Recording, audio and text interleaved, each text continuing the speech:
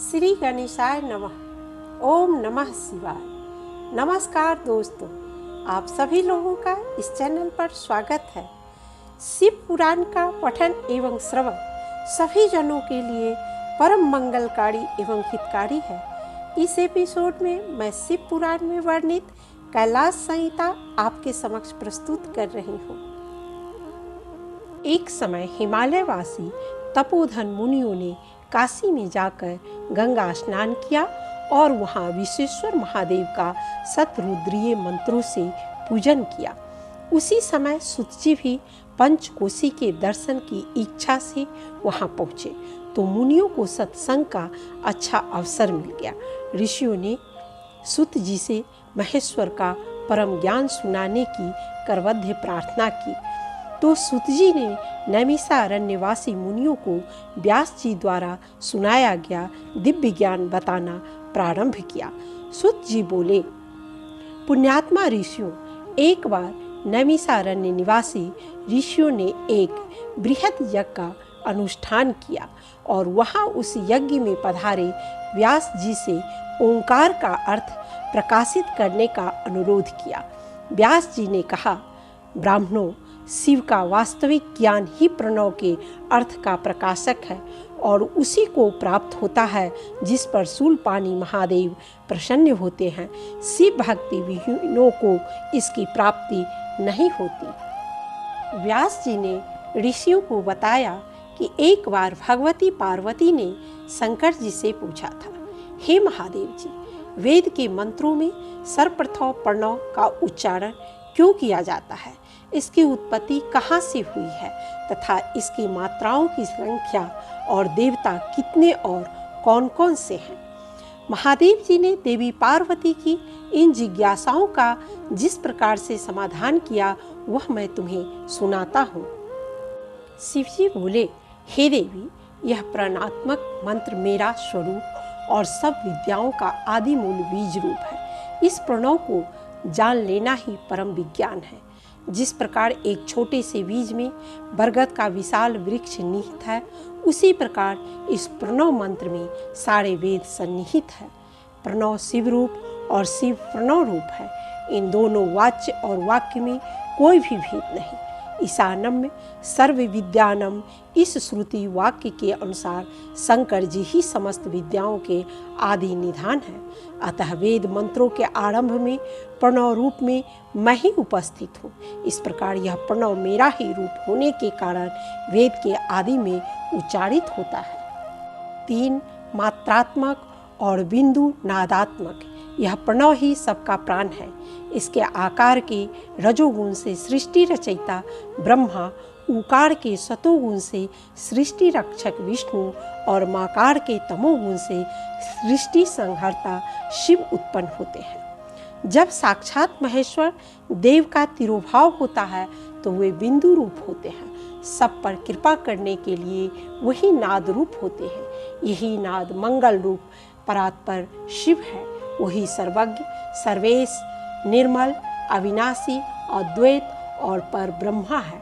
वही आकार के अपेक्षा सर्वव्यापक और उकार की अपेक्षा सर्वाधिक व्याप है। ऐसी भावना करके आकार आदि 5 वर्णों में ब्रह्मा के स्वरूप को देखना चाहिए।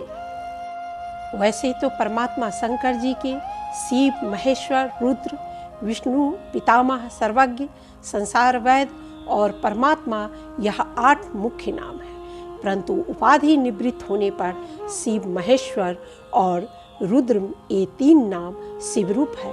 शिव जी की कल्याण मूर्ति होने से शिव नाम, समस्त देवताओं में महान होने से महादेव तथा आगत कष्टों की निवृत्ति और अनागत का विरोध करने से रुद्र नाम है। ओंकार रूप शिव की उपासना से ही जीव बंधन मुक्त होकर मोक्ष को प्राप्त करता है। महादेव जी से प्रणव के अर्थ के प्रकाशक अति गुह विधान को सुनकर पार्वती ने उनकी बहुविधि स्तुति की। वेद व्यास जी ऋषियों को उमा महेश संवाद सुनाकर वहाँ से चले गए। इस दिव्य ज्ञान को देवी से स्कंद ने, स्कंद से नंदी ने, नंदी से सनत कुमार ने, सनत कुमार से व्यास ने और व्यास से सूत जी ने ग्रहण करके ऋषियों में प्रकाशित किया। इसके उपरांत सूत जी शिव पार्वती जी के पूजन के लिए कालहरित सर्पर शैल पर चले गए। इधर इस दिव्य ज्ञान को सुनकर ऋषियों को प्रणव रूपी शिव जी में गहन निष्ठा हो गई, जिससे वे उनका पूजन करते हुए यथा समय देहावसान होने पर मुक्त हो गए। 1 वर्ष के पश्चात जब सूत जी पुनः काशी पधारे तो ऋषियों के अनुरोध पर उन्होंने वामदेव जी का मत उन्हें इस प्रकार से समझाया। पूर्व काल के रथंतर कल्प में महामुनि वामदेव माता के गर्भ से बाहर निकलते ही शिव तत्व के ज्ञाताओं में सर्वश्रेष्ठ माने जाने लगे। वे वेदों, आगमों, पुराणों तथा अन्य सब शास्त्रों के भी तात्विक अर्थ को जानने वाले थे। देवता, असुर तथा मनुष्य आदि जीवों के जन्म कर्मों का उन्हें भली भांति ज्ञान था। वे दिगंबर, महाज्ञानी, महात्मा, दूसरे महेश्वर के समान जान पड़ते थे। वे अपने चरणों के स्पर्श जनित पुण्य से इस पृथ्वी को पवित्र करते हुए सब ओर विचरते और अपने चित्त को परम धाम स्वरूप पर ब्रह्मा परमात्मा में लगाए रहते थे। इस तरह घूमते हुए वामदेव जी ने मेरु के दक्षिण शिखर में प्रवेश किए और कार्तिक के स्कंद को बहुत प्रकार से आराधना करके प्रसन्न किया। स्कंद जी द्वारा वामदेव से अभिष्ट पूछने पर उन्होंने उनसे प्रणव का अर्थ समझाने की प्रार्थना की, जिसे स्वीकार करते ही स्कंद जी ने इस प्रकार से वामदेव जी को तत्वबोध कराया। प्रणव ही साक्षात महेश्वर है। इस प्रणव के 6 प्रकार के अर्थों मंत्र रूप, मंत्र भाव, वेदार्थ, प्रपंचनार्थ, गुरु रूप तथा शिष्य के अनुरूप से एक महेश्वर ही जाने जाते हैं। वेद में ओंकार के आकार, माकार, बिंदु तथा नाद से 5 वर्ण माने गए हैं। इन 5 वर्णों से पंचमुख शिव जी की 5 मूर्तियां ही निर्दिष्ट होती है। आकाश के अधिपति सदाशिव समष्टि रूप और सर्व सामर्थ्यवान है।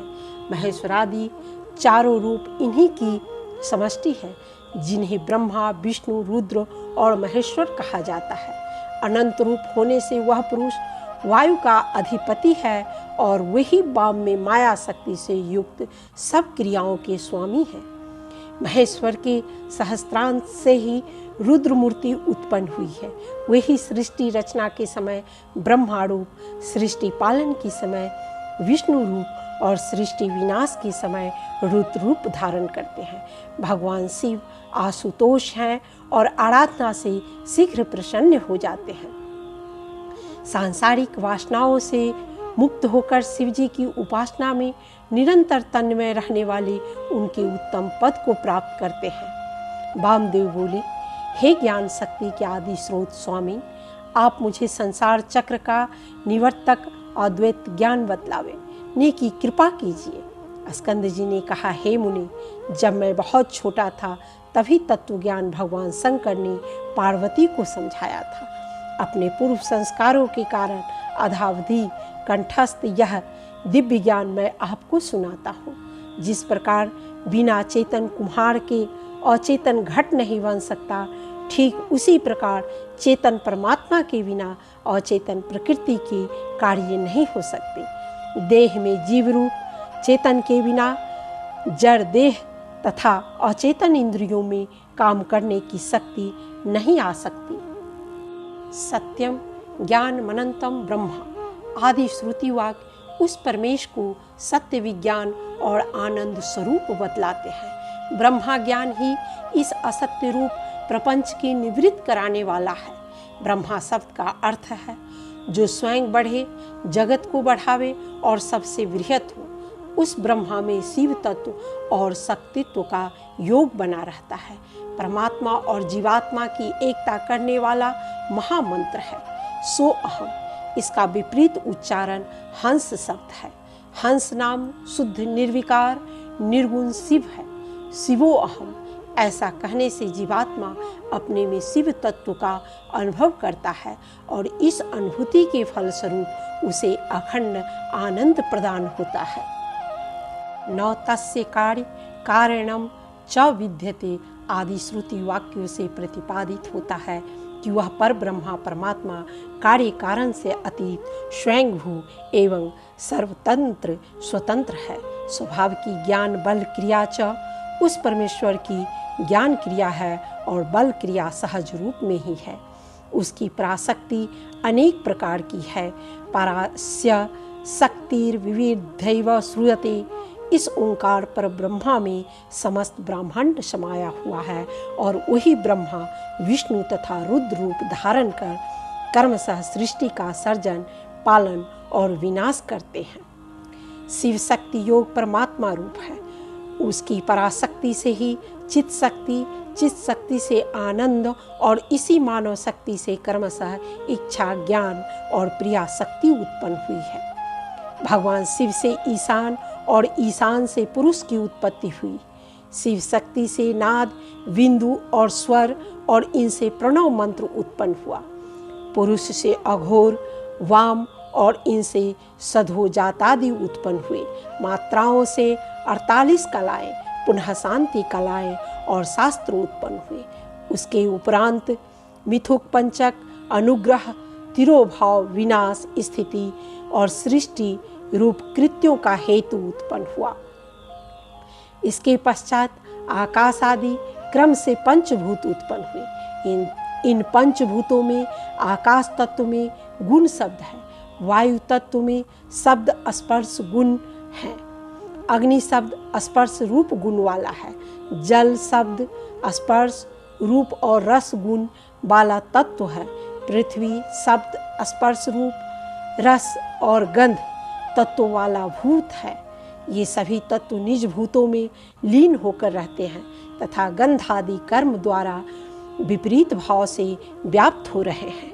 ये सभी तत्व अंत में शिव जी में लीन हो जाते हैं। विश्व की रचना के आरंभ में ये सभी तत्व अपने अपने गुणों द्वारा पुनः प्रादुर्भूत हो जाया करते हैं तथा शिव जी की ज्ञान तथा क्रिया शक्ति ही प्रधान रूप से उत्पन्न होकर सृष्टि रचना में संलग्न हो जाती है। शिव जी अपनी दैवी माया से पुरुष सृष्टि को उत्पन्न करते हैं। इस माया द्वारा उत्पन्न जीव अपनी मूर्खतावश माया के भ्रम में पड़कर पर ब्रह्मा को भूल जाता है, जिसके फलस्वरूप वह विविध योनियों में पड़कर कष्ट भुगतता है। वामदेव जी की जिज्ञासा पर उन्हें अद्वैत द्वैत का स्वरूपगत अंतर समझाते हुए स्कंद जी कहते हैं, द्वैत नश्वर स्वरूप है और अद्वैत अविनाशी सनातन रूप है। एक ही शिव सच्चिदानंद रूप वाले और ब्रह्मा है। उन्हें सर्वज्ञ, सबका कर्ता और वेदों का उत्पादक कहा जाता है। शिव जी ही अपनी माया और इच्छा से अपने संकुचित रूप में पुरुष हो गए। वही पुरुष रूप में प्रकृति के गुणों के भोक्ता हैं। वही समष्टि और वही चित्र प्रकृति तत्व है।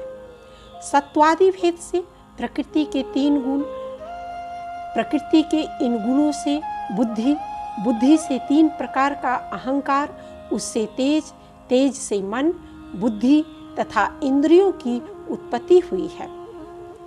मन का रूप संकल्प विकल्पात्मक है। इसी प्रकार इंद्रियां और उनकी तन मात्राएं उत्पन्न हुई। इस प्रकार सृष्टि के सभी तत्व स्थूल और सूक्ष्म, सूर्य, चंद्रमा, नक्षत्र, ब्रह्मादि देवता, देव, पितर, दैत्य, किन्नर, पशु, पक्षी, कीट, पतंग, वृक्ष, लता, औषधि, पर्वत, समुद्र और नदियाँ, सभी की उत्पत्ति ब्रह्मा ज्योति से हुई है।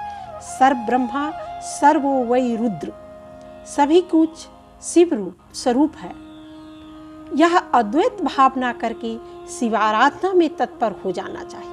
सदा शिवो अहम, इस भावना वाला व्यक्ति सभी वस्तुओं को प्रधान योगों से पृथक करके सर्वत्र प्रणव के ही दर्शन करता है। ब्रह्मा रूप में भेद दृष्टा शिव जी के कोप का भाजन बनता है। वामदेव जी ने स्कंद जी के प्रति अपनी कृतज्ञता प्रकट करते हुए उनसे शैव संप्रदाय के उस योग्य पथ यानी ज्ञान को बताने का अनुरोध किया जिसके बिना जीवों को भोग मोक्षादि की सिद्धि प्राप्त नहीं होती। स्कंद जी बोले, हे महात्मन, वैशाख, श्रावण, आश्विन, कार्तिक, अगहन और मास महीनों के शुक्ल पक्ष तथा शुभ दिन में पंचमी अथवा पूर्णमासी को साधक शिष्य होकर आचार्य के चरणों का प्रक्षालन करे। गुरु के निकट मृगचर्म के आसन पर आसीन होकर शंख में पुष्प रखकर प्रणव मंत्र से गुरु को प्रणाम करे और पुनः गंध पुष्पादि से पूजन करे। दीप दर्शन कराए और मुद्रा से रक्षा तथा कवच मंत्र से आच्छादित करे। इसके उपरांत अर्घ्य विधान कर सुगंधित पुष्प अर्पित करे। पृथ्वी पर जल छिड़क कर वहाँ घट स्थापित करे। उस घट को सूत में लपेटकर उसमें सुगंधित जल भरे। पुनः पीपल, पाकड़, जामुन, आम और बड़ इन 5 वृक्षों की छाल तथा पत्ते तथा गज, अश्व, रथ, वाकी और नदी संगम की मिट्टी लेकर इन सब को मिलाकर सुवासित करे और इनसे कलश पर लेप करे। आम पत्र, वस्त्र, कुशाग्र, नरिकेल तथा पुष्पादि से घट को अलंकृत करे। इसके पश्चात घट के जल में पंचरत्न, नील, माणिक्य, स्वर्ण, गंगाजल और गोमद उनके अभाव में सुवर्ण डाले और फिर भक्ति पूर्वक सौविधि पूजा करे। इस प्रकार गुरु की पूजा से निर्मलात्मा होवे। वस्तुतः गुरु ही शिव है, अतः उसके द्वारा निर्दिष्ट विधि से उसकी पूजा करनी उचित है। तदुपरांत गुरु अपने शिष्य को सो अहम का उपदेश दे और शिष्य यह सोचे कि वही मैं ही शिव हूँ। गुरु शिष्य को भस्म का परोक्ष ज्ञान कराते हुए निम्नोक्त 22 वाक्यों में उसका तात्पर्य समझावे। प्रज्ञान ही साक्षात ब्रह्मा है। मैं ब्रह्मा स्वरूप हूँ। वह ब्रह्मा तू ही है। वह आत्मा ब्रह्मा रूप है। समस्त जगत ईश्वर से ही प्रतिष्ठित है। मैं प्राण रूप हूँ। आत्मा ज्ञान रूप है। जो यहाँ करोगे सो वहाँ मिलेगा और जो वहाँ है सो यहाँ भी है। ब्रह्मा दोनों विदित अविदित से अतीत है। ब्रह्मा आत्मा में अंतर्यामी रूप से स्थित अमृत है। पुरुष और सूर्य में वह एक समा रहा है। मैं ही परब्रह्मा अविनाशी हूँ। मैं ही सर्वतीत समस्त लक्षण संपन्न था वेद शास्त्र वेता सर्वज्ञ हूँ। मैं ही सब प्राणियों का घट घटवासी तथा पुरुषादित्य का तेजोदाता हूँ। तत्वों का साक्षी और धरा प्राण मैं ही हूँ। पवन और गगन का प्राण मैं ही हूँ। 3 गुणों का प्राण स्वरूप मैं ही हूँ। दोनों जल और आकाश का प्रकाश दाता मैं ही हूँ। अद्वितीय, ज्योतिमान और सर्वगत केवल मैं ही हूँ। मैं समस्त बंधनों से मुक्त शुद्ध बुद्ध हूँ। यह समस्त चराचर ब्रह्मा स्वरूप है। जो यह है वह मैं हूँ। मेरा ही नाम हंस है। इसी प्रकार की भावना सर्वत्र और सभी चराचर प्राणियों में करनी उचित है। भगवान शंकर की अमोघ शक्ति विश्व को आनंददायिनी है और उसी से पृथ्वी स्थिर है। ऐसा कहकर स्कंद जी फिर कहते हैं, मुने, मैं शिव आत्म तत्व, विद्या तत्व और शिव तत्व इन तीनों का प्राण हूँ। पृथ्वी आदि का भी प्राण हूँ। पृथ्वी आदि के गुणों तक का ग्रहण करने से यह समझ लो कि यहाँ सारे आत्म तत्व गृहीत हो गए। फिर सबका ग्रहण विद्या तत्व और शिव तत्व का भी ग्रहण करता है। इन सब तत्वों का मैं प्राण हूँ। मैं सर्व हूँ, सर्वात्मक हूँ। जीव का भी अंतर्यामी होने से उसका भी आत्मा हूँ। जो भूत, वर्तमान और भविष्य काल है वह सब मेरा स्वरूप होने के कारण मैं ही हूँ। सर्वो वै रुद्रः, सब कुछ रुद्र ही है। यह श्रुति साक्षात शिव के मुख से प्रकट हुई है। अतः शिव ही सर्वरूप है, क्योंकि उन्हीं का इन समस्त उत्कृष्ट गुणों से नित्य संबंध है। छांदोग्य उपनिषद के षष्ठ ऋषि उद्दालक ने श्वेत केतु को यही उपदेश दिया था। अयमात्मा ब्रह्मा, यह आत्मा अविनाशी ओंकार स्वरूप ही है।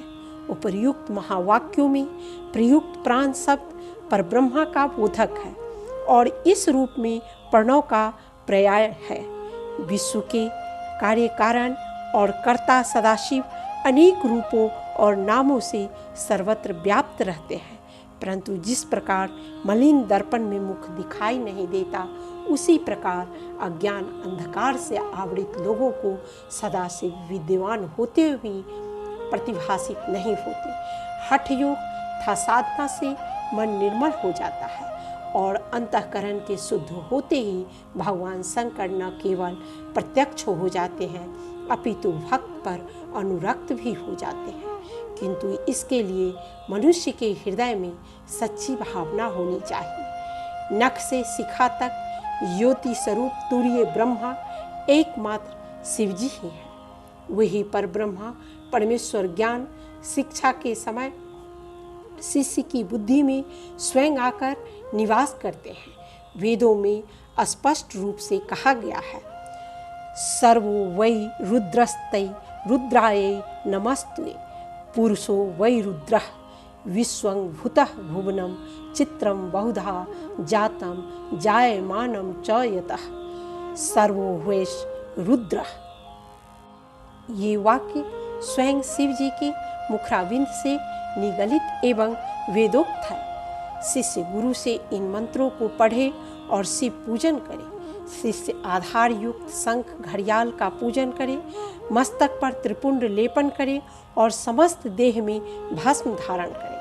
कायिक वाचिक एवं मानसिक रूप से शिवाराधना करना मोक्षदायक है। स्कंद जी बोले, हे ऋषिवर वामदेव, अब स्नान और क्षौर कर्म का विधान सुनिए। सर्वप्रथम गुरुदेव को प्रणाम करके शिष्य उनसे अनुमति ले और फिर आचमन करके वस्त्र पहने ही हजामत करवावे। नाई के हस्तपाद धुलवाकर नमः शिवाय कहते हुए अपनी अनामिका और अंगुष्ठ का स्पर्श करे तथा आंखें मींचकर शिवजी का ध्यान करे। ओंकार मंत्र से उस्तरा और कैंची को अभिमंत्रित करके नाई को दक्षिण की ओर से क्षौर कर्म करने को कहे। प्रथम सिर के आगे तथा पुनः पीछे के बाल कटवाने चाहिए। दक्षिण की ओर को बालों के रखने के लिए एक पत्ता भी रखना चाहिए। हजामत बनाकर हाथ पैरों के नाखून भी उतरवाने चाहिए। नदी तट पर जाकर 16 बार शुद्ध जल से कुल्ला करें। तुलसी, बेल तथा पीपल आदि वृक्षों के नीचे की मिट्टी को दोनों हाथों की मुट्ठियों में लेकर नदी में 7 गोते लगावे।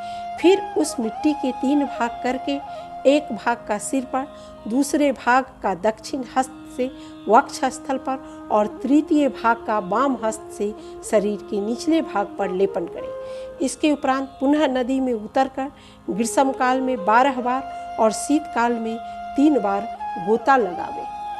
किनारे पर बैठकर संध्योपासन, प्राणायाम और सूर्य नमस्कार करें। इसके उपरांत शिव पार्वती का पूजन करें। इस प्रकार नित्य कर्म से निवृत्त होकर सदाचारी गृहस्थों के घर पर भिक्षा मांगने जाए। आश्रम में लौटकर शुद्ध आसन पर बैठकर गुरु और शिव जी का ध्यान करके प्राप्त भिक्षा का सेवन करें। सन्यासी को प्रतिदिन की आवश्यकता के अनुरूप ही भिक्षा लानी चाहिए। अवशिष्ट वासी भोजन करना अथवा अगले दिन के लिए संग्रह करना सन्यासी के लिए वर्जित है। सन्यासी के लिए तेल, कंघा, जूता, सिले कपड़े, चाकू तथा धातुओं के बर्तन आदि को रखना, पान चबाना, स्त्री मैथुन, बाल मैथुन, वीर्यपात, दिवस्वाप तथा रात्रि भोजन सर्वथा निषिद्ध एवं त्याज्य है। अशिक्षित सन्यासी तो राक्षस तुल्य है। सन्यासी का मुख्य कर्तव्य शिवोपासना है और उसे नियमों का पालन करते हुए व्रतनिष्ठ रहना चाहिए। वामदेव जी बोले, हे मेरे गुरु कार्तिकेय, आप प्रसन्नता पूर्वक यतियों के अंत्येष्टि कर्म का वर्णन कीजिए। इसकी विधि बताते हुए स्कंद जी कहते हैं, यतियों का दाह कर्म न करके उन्हें पृथ्वी के गर्भ में दबाना उचित है। भ्रिकुटी के मध्य चंद्रमौली शिव जी का ध्यान करके समाधिस्थ होने वाला सन्यासी साक्षात शंकर स्वरूप हो जाता है। स्थिर चित्त से ही समाधि लगाई जाती है। अधीरों के लिए साधन है कि वे समय और नियम का अभ्यास करके वे वेदांत शास्त्र के कथित वचनों की विधि से शंकर जी के ध्यान में तत्पर रहे और अपने चित्त से प्रणव मंत्र को कदापि न हटावे। सन्यासी नश्वर शरीर से विरक्त होकर और मोह माया से पृथक होकर सदा शिव जी का ध्यान धारण करे। षोडशोपचार की विधि से शिव जी का अर्चन करे। ओम नमः शिवाय मंत्र का उच्चारण करे। ऐसा नियम पालन करने वाला सन्यासी जब मर जाए तो पुत्र या शिष्य आदि जो चाहिए कि यति के शरीर का यथोचित रीति से उत्तम संस्कार करे। हे ब्राह्मण, पहले यति के शरीर को गंगाजल या शुद्ध जल से स्नान कराकर पुष्प आदि से उसकी पूजन करे। श्री रुद्र संबंधी पाठ करे, फिर रुद्र सूक्त का उच्चारण करे। उसके आगे शंख की स्थापना करके शंखस्थ जल से यति के शरीर का अभिषेक करे। सिर पर पुष्प रखकर प्रणव द्वारा उसका मार्जन करे। पहले के कोपिन आदि को हटाकर दूसरे नए कोपिन धारण कराए। सारे अंगों में भस्म का लेपन करे। विधिवत त्रिपुंड लगाकर चंदन और तिलक करे। फिर फूलों और मालाओं से उसके शरीर को अलंकृत करे। छाती, कंठ, मस्तक, बाह, कलाई और कानों में क्रमशः रुद्राक्ष की माला के आभूषण मंत्रोच्चारण पूर्वक धारण कराकर उन सब अंगों को सुशोभित करे। फिर धूप दीप देकर उस शरीर को डोली में बिठाकर गाजे बाजे तथा वेद मंत्रोच्चारण की ध्वनि के साथ ग्राम की प्रदक्षिणा करते हुए उस प्रेत को बाहर ले जाए। तदनंतर साथ गए सभी यति गांव के पूरब या उत्तर दिशा में पवित्र स्थान में पवित्र वृक्ष के निकट गड्ढा खोदे। उसकी लंबाई सन्यासी के दंड के बराबर ही होनी चाहिए।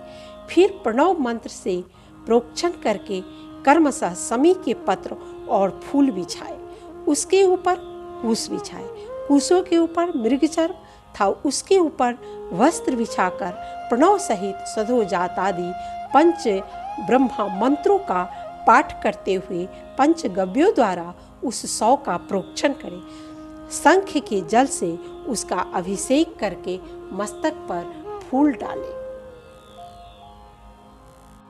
तदनंतर शिव का ध्यान चिंतन करते हुए ओंकार का उच्चारण और स्वस्ति वाचन करके उस शव को उठाकर गड्ढे के भीतर योगासन पर इस तरह बिठाए जिससे उसका मुख पूरब दिशा की ओर रहे। फिर चंदन पुष्प से अलंकृत करके उसे धूप और गुगल की सुगंध दे। इसके बाद विष्णु हव्य विद्यं रक्षस्व ऐसा कहकर उसके दाहिने हाथ में दंड दे और प्रजापति न तो देता नन्यो इस मंत्र को पढ़कर बाएं हाथ में जल सहित कमंडलू अर्पित करे। फिर ब्रह्मा अज्ञानम प्रथम इस मंत्र से उसके मस्तक का स्पर्श करके दोनों भावों के स्पर्श पूर्वक रुद्र सूक्त का जप करे। तत्पश्चात मानो महानतम मुत या इत्यादि 4 मंत्रों को पढ़कर नारियल के द्वारा यति के शव के मस्तक का भेदन करे। इसके बाद उसके गड्ढे को पाट दे। फिर उस स्थान का स्पर्श करके अन्यंचित से ब्रह्मा मंत्रों का जप करे। उमा सहित महादेव जी का चिंतन एवं पूजन करे। फिर खोदे गए गर्त को मिट्टी से पाटने के बाद 1 हाथ चौड़े 1 गज लंबे स्थान पर आसन बनाकर उसे गाय के गोबर से लीप देना चाहिए और 10 दिन तक धूप दीप आच्छादी से इस स्थान पर पूजन करते रहना चाहिए। 11वें दिन भूमि को साफ सुथरा करके शिष्य उसे लीपे पोते और पंचमंडल की रचना करे। शिष्य उत्तराभिमुख होकर चतुष्कोण मंडल बनाए और उस पर शंख घंटा स्थापित करके पूजा की सामग्री रखे। पंचदेव पूजन और प्रधान रूप से शिव पूजन करके मृतक के सिर पर पुष्पमाला रखे। पश्चात उमा सहित शिव जी का ध्यान करके उनसे मृतक की सद्गति की प्रार्थना करें और पुनः षोडशोपचार से शिवलिंग का पूजन करें। इस प्रकार शिष्य अपने गुरु यति का ये एकादश कर्म समाप्त करे। फिर कार्तिकेय जी कहते हैं, श्राद्ध करता शिष्य स्नान करके यज्ञोपवीत बदले और प्राणायाम करके पार्वन श्राद्ध करने का संकल्प करे। वह उत्तर दिशा में कुशासन पर बैठकर 4 शिव भक्त ब्राह्मणों को निमंत्रित करके उनके चरण धोए और उन्हें पिंड अर्पण करे। उनके भोजन से तृप्त होने पर उन्हें यथाशक्ति दक्षिणा देकर संतुष्ट करे और पुनः पूरब की ओर 3 कुशाओं पर ओम भूः स्वाहा, ओम भुवः स्वाहा, ओम स्वः स्वाहा, इन 3 मंत्रों से 3 बलि देकर शिष्य इसे संपन्न बनाए। स्कंद जी कहते हैं, वामदेव 12वें दिन प्रातः काल उठकर श्राद्ध करता पुरुष स्नान और नित्य कर्म करके शिव भक्तों, यतियों अथवा शिव के प्रति प्रेम रखने वाले ब्राह्मणों को निमंत्रित करे और दोपहर को उन सबको स्वादिष्ट मिष्टान तथा लवणान्य का भोजन कराए। ब्राह्मणों के भोजन कर लेने पर उनका पूजन करे और उन्हें अर्घ्य प्रदान कर पुष्पमाला भी अर्पित करे। ब्राह्मणों को संतुष्ट होकर लौट जाने पर वह द्वारस्थ अतिथियों का यथोचित आदर सत्कार करे और तदनंतर चराचर विश्वव्यापी शंकर जी का ध्यान करते हुए यति के निःश्रेयस के लिए उनसे प्रार्थना करे। तब निरंतर शिव जी का स्मरण करते हुए उनकी कृपा के लिए आभार प्रकट करे तथा प्रतिवर्ष इसी प्रकार गुरु की पूजा करता रहे। इसी प्रकार गुरु का आराधक यहाँ के उत्तम भोगों को भोग कर अंत में शिव लोक को जाता है। सूत जी कहते हैं, इस प्रकार मुनीश्वरों वामदेव को दिव्य उपदेश देकर गुरुदेवेश्वर कार्तिक के पिता माता के सर्वदेव वंदित चरणाविंदों का चिंतन करते हुए कैलाश शिखर को चले गए। श्रेष्ठ शिष्यों सहित वामदेव भी कार्तिकेय को प्रणाम करके उनका अनुसरण करते हुए शीघ्र ही कैलाश शिखर पर महादेव जी के निकट जा पहुँचे। फिर भक्ति भाव से अपना सारा अंग भगवान शिव को समर्पित करके वे शरीर की सुधि भुलाकर उनके चरणों में गिरकर बारंबार नमस्कार करने लगे। माँ जगदम्बा और पुत्र सहित परमेश्वर शिव का स्तवन किया। इसके बाद देवी पार्वती और महादेव जी के चरणाविंदों को अपने मस्तक पर रखकर उनका पूर्ण अनुग्रह प्राप्त करके वे वही सुखपूर्वक रहने लगे। सूत जी कहते हैं, तुम सभी ऋषि भी इसी प्रकार प्रणव के अर्थभूत महेश्वर का तथा वेदों के गोपनीय रहस्य, वेद सर्वस्व और मोक्षदायक तारक मंत्र ओंकार का ज्ञान प्राप्त करके यही सुख से रहो तथा विश्वनाथ जी के चरणों में सायुज्य रूपा अनुपम एवं उत्तम मुक्ति का चिंतन किया करो। अब मैं गुरुदेव की सेवा के लिए बद्रिकाश्रम तीर्थ को जाऊंगा। तुम्हें फिर मेरे सत्संग का अवसर प्राप्त हो। आज का ये एपिसोड यहीं समाप्त होता है। इस चैनल के सभी एपिसोड्स के साथ जुड़े रहने के लिए लाइक, शेयर एवं बेल आइकन दबा के सब्सक्राइब करना न भूलें। मिलते हैं फिर अगले एपिसोड में। तब तक आप सभी लोग अपना ख्याल रखें। महादेव की कृपा आप सबों पर बनी रहे। हर हर महादेव।